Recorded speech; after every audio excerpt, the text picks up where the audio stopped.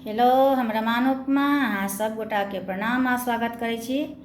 एखन हम एक सोहर गाबि रहल छी। नीक लागे तऽ लाइक शेयर कमेंट जरूर करब और चैनल के सब्सक्राइब कर लेब। बान्हल केश ससरी गेला, घामा साँप सरी गेला रे।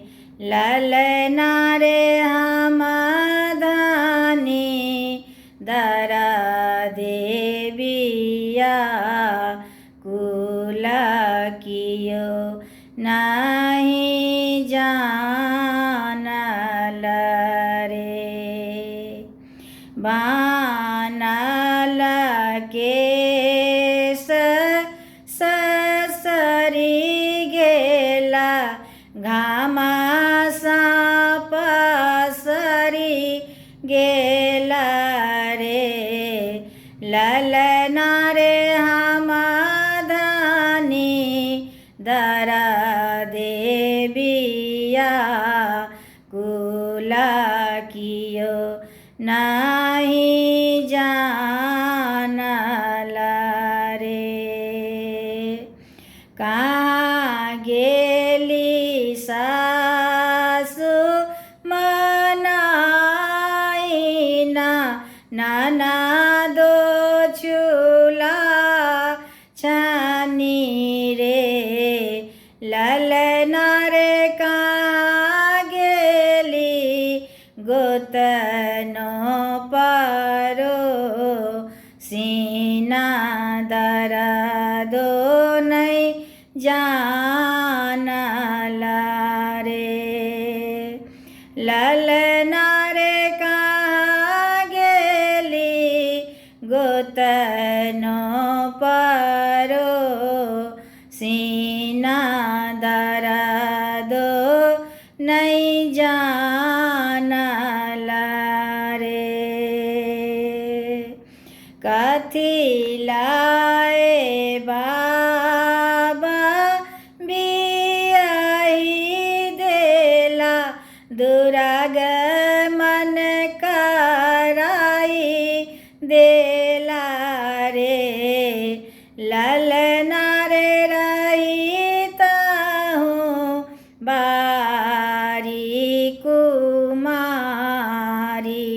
दर्दो नहीं जानत रे।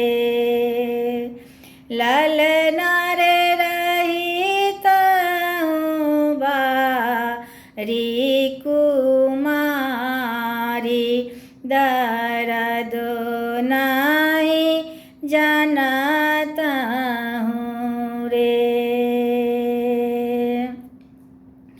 जब जनमल रघुनंदन, बंधन खुजी गेल रे। ललना रे खुजी गेल बाँझ के पाटी की, कृष्ण जी जन्म लेला रे। ललना रे खुजी गेल बाँझिन के पाटी की, कृष्ण जी जन्म लेला रे। बनाही बाबा बियाही देला, दुरागमन कराई देला हे। ललना रे रहताहूँ बारी कुमारी, होरिला कहाँ पविता